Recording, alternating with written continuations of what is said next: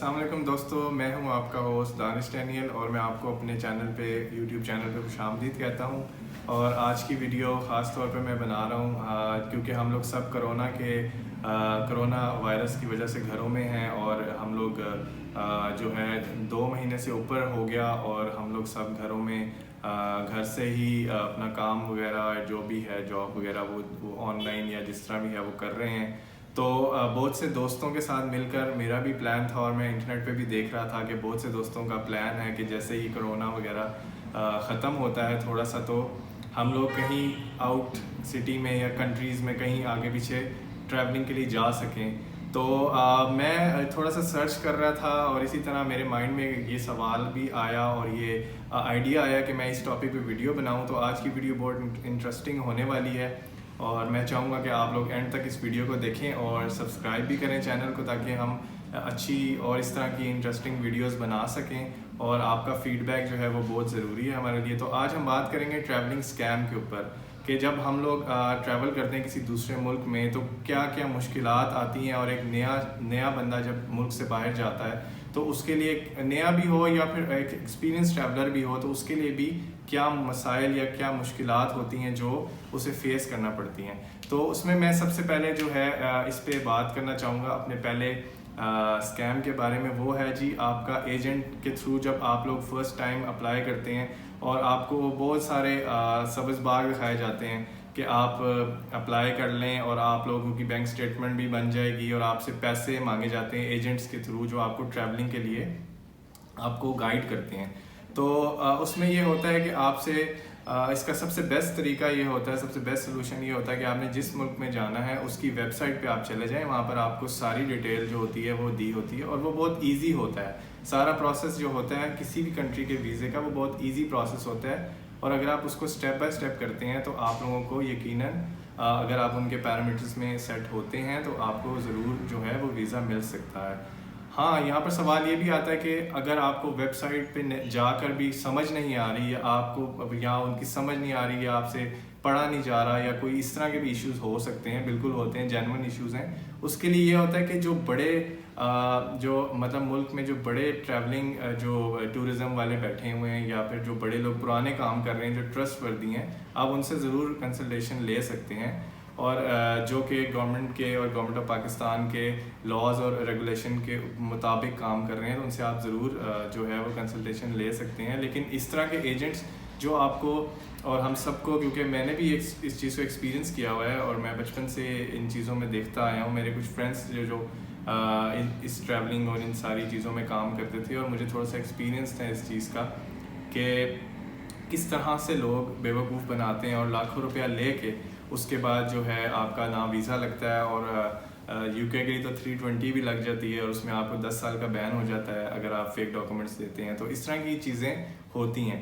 तो आगे सबसे बढ़ के ये कि आपका वीज़ा लग गया, अब आपने जाना है एक नई कंट्री में। तो एक जो ख़ास आपने ख्याल रखना है, एक जो स्कैम होता है टैक्सी वालों का जो होता है, वहाँ पर जब आप एयरपोर्ट पर उतरते हैं और आप लोग देखते हैं कि टैक्सी मिल जाए क्योंकि आपने एयरपोर्ट से होटल तक जाना होता है तो उसके लिए भी ऑब्वियसली आपको कोई न करके ही जाना होता है, आपने ट्रैवल करना होता है। तो उसमें ये होता है कि जब आप एयरपोर्ट से निकलें तो पहले तो ये है कि आप रिसर्च थोड़ी सी करके जाएं जिस मुल्क से जा रहे हैं। लेट से कि अब आप पाकिस्तान से जा रहे हैं तो थोड़ी सी रिसर्च कर लें। लेट से आप कहते हैं मैं टर्की जा रहा हूँ या जा रही हूँ तो आप उसको थोड़ा सा देख लें, थोड़ा सा रिसर्च कर लें। यूट्यूब पे वीडियोस पड़ी हैं, डिफरेंट चैनल्स पे वीडियोस पड़ी हैं, उसमें देख लें। नहीं तो जब आप वहाँ पहुँचें तो आप देखेंगे कि वहाँ पर अक्सर मुल्कों में, अक्सर ममालिक में, अक्सर कंट्रीज़ में टैक्सीज़ पे बोर्ड लगे होते हैं जिसमें आपको वो बताया होता है कि पर किलोमीटर क्या चार्ज करते हैं, उनकी करेंसी वगैरह का सारा लिखा होता है कि पर किलोमीटर आप क्या आपको चार्जेस होंगे। तो आप उसको थोड़ा सा देख लें, गूगल मैप्स पे देख लें। सबसे ज़रूरी बात है कि आप एयरपोर्ट से निकलते हैं तो आप कोशिश करें, और ये बहुत ज़रूरी चीज़ है, कि आप अपनी जो सिम कार्ड है वहाँ का, उस लोकल जगह का जहाँ जिस कंट्री में आप जा रहे हैं उसका सिम कार्ड ज़रूर लें। और उसके बाद आप जो है उसके वहाँ पर करेंसी जो है वो अपने मुल्क से एक्सचेंज करवा के जाएं। वो करेंसी आप एयरपोर्ट पे ना एक्सचेंज करवाएं क्योंकि वहाँ का रेट काफ़ी डाउन होता है और आपको कम पैसे आपके जो आप एक्सचेंज जब करवाते हैं डॉलर्स में या फिर उस मुल्क की किसी करेंसी में तो वो आपको कम पैसे मिलते हैं। तो दूसरी चीज़ मैं वापस आता हूँ टैक्सी वाले स्कैम पे। तो वो स्कैम आपसे साथ ये होता है कि आपने, क्योंकि ऑब्वियसली आपके पास नेट नहीं होता, और कुछ जगहों पे तो एयरपोर्ट पे फ्री वाईफाई होता है, वहाँ से आप एक्सेस कर सकते हैं, लेकिन कुछ जगहों पे वाईफाई जब नहीं होता तो आपको अंदाज़ा नहीं होता मैप का कि आपने कहाँ जाना है, कितना टाइम लगेगा आपको।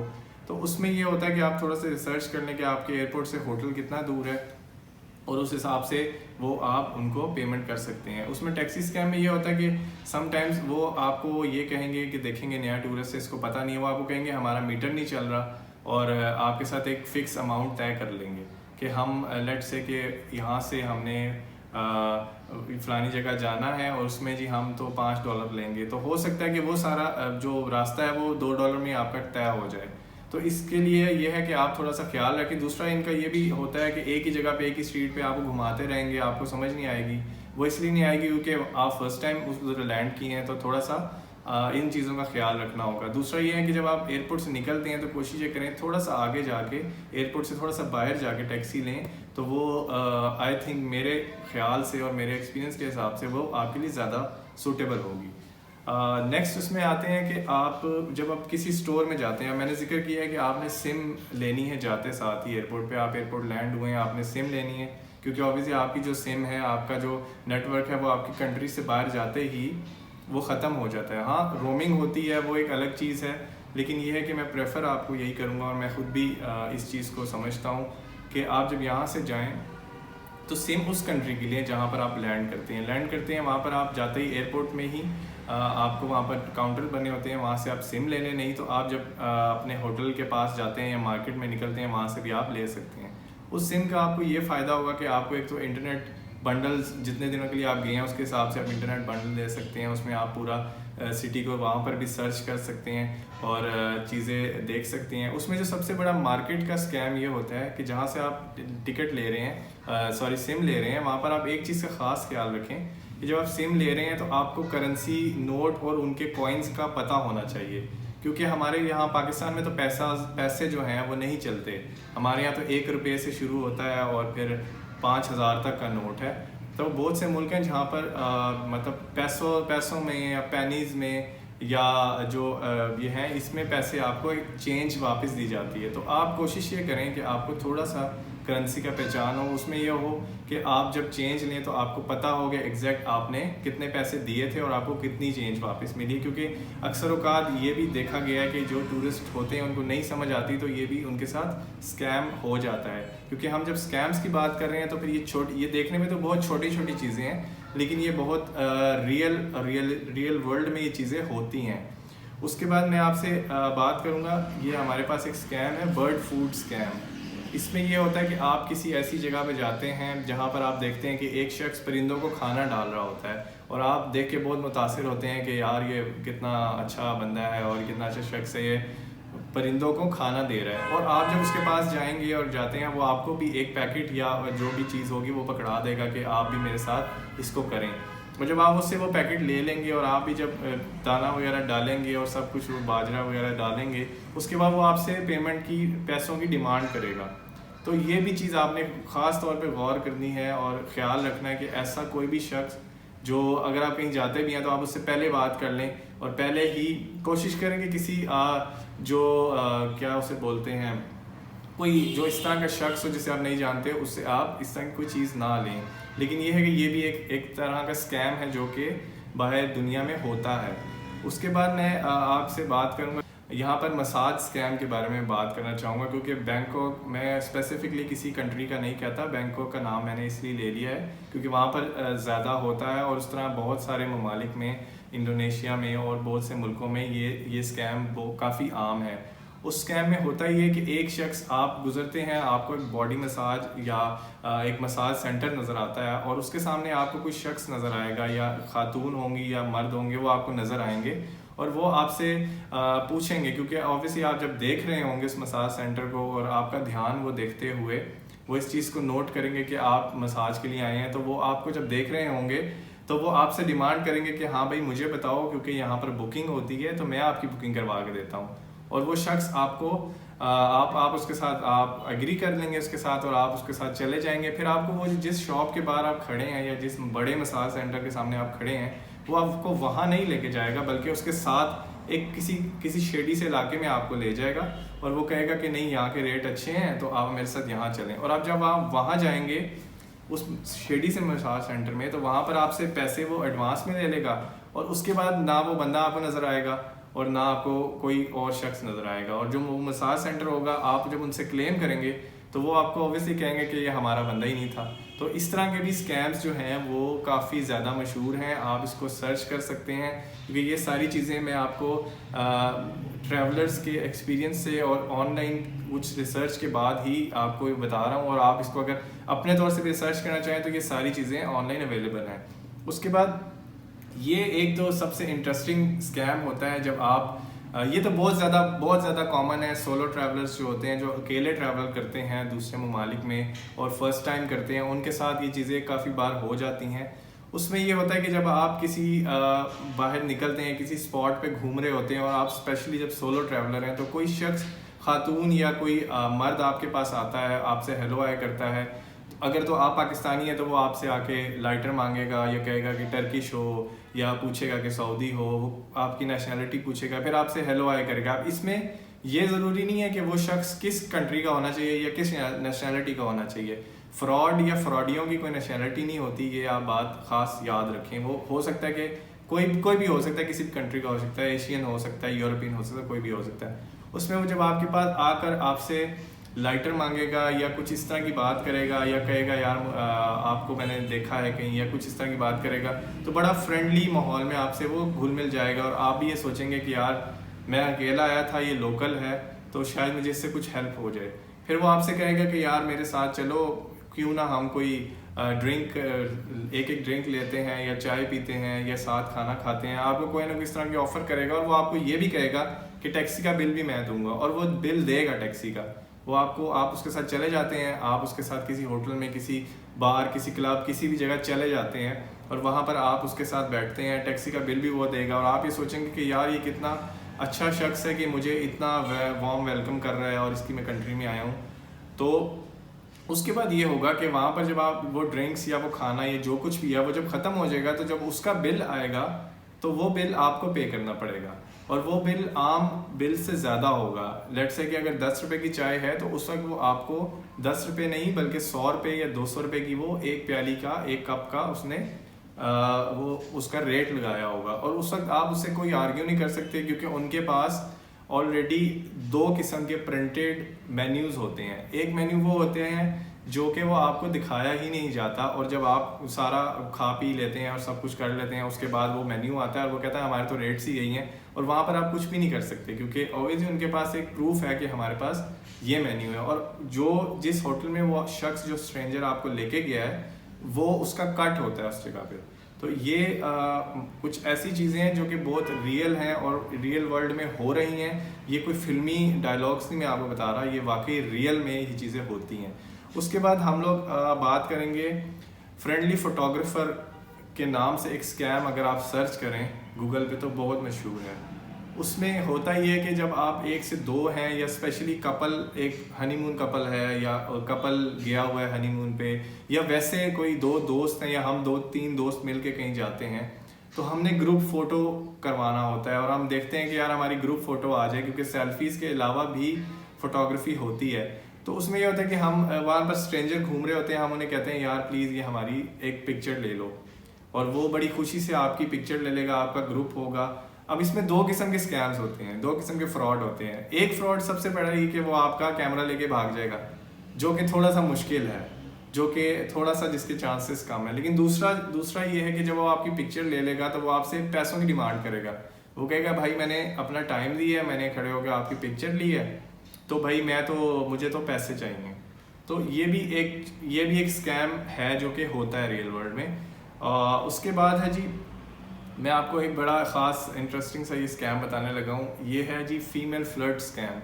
अब हम लोग जब यहाँ से जाते हैं और वहाँ पर जब हम घूम रहे होते हैं स्ट्रीट्स पे, हम फर्स्ट टाइम गए हैं, हमें नहीं पता होता, और आपके साथ कोई ना कोई खातून आपके पास, अगर आप मर्द हैं घूम रहे हैं, आपके पास कोई खातून आती हैं और आके बड़ी फ्रेंडली आपको हेलो हाय, जिस तरह मैंने पहले एक जिक्र किया स्ट्रेंजर वाला जो स्कैम था, ये आपके पास आएंगी, आपके साथ गपशप करेंगी, बातचीत करेंगी, ये आपको ड्रिंक्स ऑफ़र करेंगी, और आप इनके साथ, क्योंकि ऑब्वियसली आप चले जाएंगे ड्रिंक, आप समझेंगे कि मैं शायद बहुत खूबसूरत लग रहा हूँ और ये मुझे देख के मुतासिर हुई है और ये मेरे पास आई है और इस तरह इसने हेलो हाय किया, फिर आप उसको डिनर पे लेके जाएंगे, ठीक है। हो सकता है आप उसको किसी क्लब में, किसी पब में, जो वो जहाँ आपको बताएगी, आप वहाँ उसके साथ चले जाएंगे। अब वहाँ पर भी उसकी सेटिंग हुई होगी ऑलरेडी, ऑब्वियसली वो उसी जगह पे आपको लेके जाएगी जहाँ उसकी सेटिंग हुई होगी। और जब आप वहाँ जाके उसके साथ बैठेंगे, खाना पीना खाएंगे, आपको एक मेन्यू दिखाया जाएगा, आप कहेंगे यार बड़ा अच्छा रेट है यार, ये तो बड़ा बड़ा इकोनॉमिकल है और बड़ी अच्छी जगह पे ये लेकर आई है, एम्बियंस भी बड़ा अच्छा है, सब कुछ ठीक है। तो वहाँ पर आप उसके साथ ड्रिंक्स भी लेंगे, खाना भी खाएंगे, जो जो वहाँ पर अवेलेबल है वो आप लेंगे। और उसके बाद ये होगा कि जब आपके पास बिल आएगा तो उस बिल में डबल से ट्रिपल चार्ज हुआ होगा। और ये भी बड़ा रियल वर्ल्ड की बात है और बिल्कुल रियलिटी है। मैं इसमें ये नहीं कहता कि आप किसी क्लब में ना जाएं, किसी पब में ना जाएं। पब में अगर मैं आपको सच बताऊं, अगर आपने अच्छा खाना खाना है, अच्छा इकोनॉमिकल फूड खाना है, तो आप किसी पब में घुस जाएं और वहाँ पर आप जाकर कोई भी स्टेक्स या कोई भी नूडल्स या इस तरह की चीज़ें आप लें, बहुत सस्ता होता है। और आप ना ड्रिंक करें, आप सिंपल सॉफ्ट ड्रिंक के साथ ये चीज़ें ले सकते हैं, फ्राइज़ ले सकते हैं, वहाँ पर बहुत से स्नैक्स होते हैं वो आप ले सकते हैं और वो बड़ा इकोनॉमिकली बहुत सस्ता होता है और बहुत अच्छा होता है, स्पेशली पब्स में। तो इस केस में ये होगा कि जब आपके पास आ जाएगा, फिर वो उनके बाउंसर्स आ जाएंगे और वो खातून कहेंगी जी आपने तो पे करना है, मैं तो आपके साथ आई हूँ। और इस तरह से भी आपको मुश्किल हो सकती है। फिर आप जब वो मेन्यू आप मंगवाएंगे तो आपको वो दूसरा प्रिंटेड मेन्यू दिया जाएगा जिसमें एक ज़ीरो ज़्यादा होगा। ये बात बहुत ख़ास है, इसे याद रखिएगा कि उनके पास हमेशा से 2 मेन्यू प्रिंटेड होते हैं। आप अगर उसे पुलिस की धमकी देते हैं, अगर तो आप कोई बहुत बड़ी चीज़ है और आपका अपनी एम्बेसी के साथ ताल्लुक़ है या आपको जिस तरह के हैं जो कि आप वहाँ पर थोड़ा सा हंगामा कर सकते हैं, तो शायद आपका काम बन जाए। लेकिन मोस्टली ये होता है कि ज़रूरी नहीं है कि पुलिस आपकी ही साइड ले, पुलिस भी मोस्ट केसेस में पुलिस भी इन्वॉल्व होती है ऐसे केसेस में। तो ये कुछ स्कैम्स थे। उसके बाद मैं आपको एक बताऊंगा, एक स्कैम है ब्लैक विडो स्कैम के नाम से। अभी आप रिसर्च इस पे कर सकते हैं। उसमें यह होगा कि आपको इसी तरह एक खातून मिलेंगी और आपके साथ काफ़ी अलग वो घुल मिल जाएंगी और गपशप हो जाएगी और आप उसे फिर डिनर के लिए अपने होटल ले जाना चाहेंगे और आप ले भी जाएंगे। और वहाँ पर जब आप 2 ड्रिंक्स लेंगे तो आपको नहीं पता होगा कि आपकी ड्रिंक में किस वक्त क्या मिला दिया गया होगा। और आप जब अपनी ड्रिंक पी लेंगे उसके बाद आप सोते रह जाएंगे और सुबह जब आप उठेंगे तो आप अपनी चीज़ों से महरूम हो गए होंगे, जो कि आपके उस होटल में आपका कैश होगा और आपकी इस तरह की चीज़ें होंगी, मोबाइल फ़ोन्स होंगे, लैपटॉप होंगे। तो ये स्कैम्स बहुत ही ज़्यादा होते हैं और टूरिस्ट के साथ बहुत ज़्यादा होते हैं। ये डेवलपिंग कंट्रीज़ या डेवलप्ड कंट्रीज़ की बात नहीं है, ये हर जगह पे होते हैं। और ये है कि इन चीज़ों से बचना और इनकी अवेयरनेस होना बहुत ज़रूरी है। ये सारी चीज़ें मेरे लिए भी सीखने की नहीं थी जब मैं इस चीज़ पे रिसर्च कर रहा था, क्योंकि ट्रैवलिंग का थोड़ा बहुत शौक़ है मुझे भी और उस हिसाब से मैंने ये थोड़ी रिसर्च की थी और आप लोगों के साथ शेयर कर रहा हूँ। इसके बाद जेब कतरे जो हैं, पिक पॉकेट्स जो हैं, वो तो हर जगह ही होते हैं। लेकिन यहाँ पर मेरे पास कुछ डिफरेंट किस्म के जेब कतरों की मेरे पास लिस्ट है जो मैं आपको बता सकता हूँ, जो स्कैम्स जिस तरह के हो सकते हैं। इसमें सबसे पहले मैं आपको दी ब्रोकन कैमरा आप करके सर्च करें, आपको पता लगेगा ये क्या होता है। बेसिकली इसमें ये होता है कि एक शख्स आपको अपना कैमरा दे देगा, वो एक ग्रुप होगा 4-5 लोगों का, वो आपको एक अपना कैमरा दे देगा कि यार हमारे ग्रुप फ़ोटो ले लें। और ऑब्वियसली आप उसकी ग्रुप फ़ोटो ले लेंगे, आपको इससे क्या इशू हो सकता है। और जब आप उसकी ग्रुप फ़ोटो ले लेंगे और आप उसको कैमरा वापस कर रहे होंगे तो वो किसी तरह कैमरा नीचे गिर जाएगा, वो गिरा देगा, आपके हाथ से स्लिप हो जाएगा, वो गिरेगा ही गिरेगा। और उसके बाद वो आपसे बहस करेगा आपने मेरा कैमरा तोड़ दिया है, क्योंकि ऑब्वियसली वो कैमरा जो होगा वो ऑलरेडी उसमें कोई ना कोई कुछ क्या उसको कह सकते हैं, क्रैक्स होंगे या कुछ ना कुछ ऐसा होगा कि वो इसलिए टूटेगा गिर के। और उस दौरान अगर आप उससे बहस कर रहे होंगे और उस ग्रुप में 3-4 लोग भी होंगे तो उसमें से आपको नहीं पता कि आपकी जेब कब कट गई होगी, क्योंकि वो आपके करीब आ जाएंगे, आपसे बात करेंगे। फिर हो सकता है वो आप उसे सॉरी करें, वो कहें चलो ठीक है आपने मेरा कैमरा तो तोड़ दिया लेकिन कोई मसला नहीं, आप जा सकते हैं। जब आप वहाँ से चले जाएंगे आपको पता होगा कि आपका तो पर्स जो है वो या आपकी जो भी चीज़ें थी पॉकेट्स में वो है ही नहीं। तो इस तरह की चीज़ें जो हैं ये बड़ी ख़ास चीज़ें हैं जो कि होती हैं। इसके अलावा एक स्कैम ये भी होता है कि आप जब कहीं से गुजर रहे हैं, किसी ऐसी स्ट्रीट में से गुजर रहे हैं जो कि बहुत मशहूर स्ट्रीट है और आपको पता है कि ये बड़ी ख़ास जगह है। जैसे मिसाल के तौर पे लॉस वेगस की बात कर लेते हैं। वहाँ पर जो स्ट्रीट है जो जहाँ पर सारे कैसीनोज वगैरह और सारा टूरिस्ट जो अट्रैक्शन है, वहाँ पर भी अगर आप जाते हैं तो आप देखते हैं कि वहाँ पर आपको कुछ जगहों पे कुछ ऐसे हैट्स वगैरह या कुछ लड़कियाँ या लड़के ख़ास पोज में खड़े नज़र आएंगे। उन्होंने ख़ास ड्रेसिंग की होगी, कोई सुपरमैन बना होगा, इस तरह की कोई ना ड्रेसिंग बेसिकली की होगी।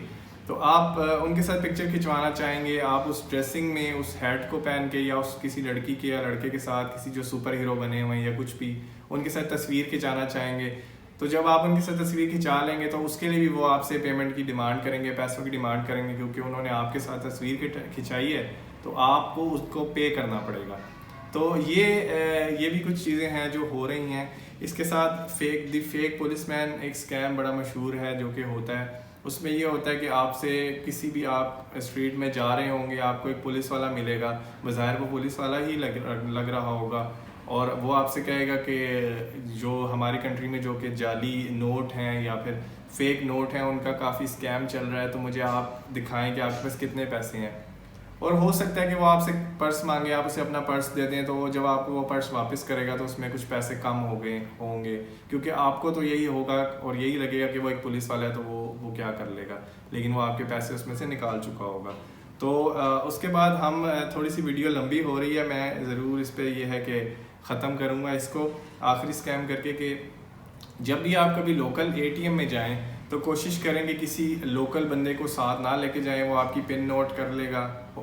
पॉसिबिलिटी है कि आपकी पिन नोट कर ले, उसके बाद आपकी जेब कट जाए। आपको नहीं पता कि उस शख्स के साथ बैकएंड पे कितने लोग काम कर रहे हैं, कहाँ पे आपको नज़र रख रहे हैं, क्या है क्या नहीं है। इसमें मैं बिल्कुल ये नहीं कहता कि आप ट्रैवल ही ना करें या आप घूमें भी ना, लेकिन ये कि ये एक अवेयरनेस के लिए जो कि हम सब के लिए ज़रूरी हैं ये चीज़ें। तो इसलिए मैंने सोचा कि इस पर एक वीडियो बनाऊं और इसलिए मैंने ये वीडियो बनाई है। और अगर आपको पसंद आए ये वीडियो तो उसमें ये है कि आप मुझे कमेंट करके बता सकते हैं और उसमें हम किसी और टॉपिक पे भी इससे ट्रैवल से रिलेटेड वीडियोस बनाते रहेंगे।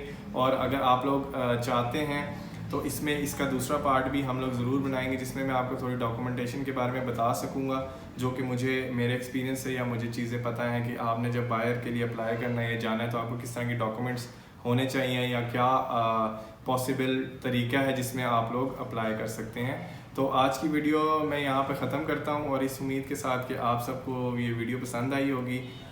सब्सक्राइब कर दीजिएगा और लाइक कर दीजिएगा, और उम्मीद ये है कि आपका प्यार और आपकी सपोर्ट मिलती रही तो हम और बहुत सी जो है वीडियोस के साथ हाज़िर होंगे। बहुत शुक्रिया।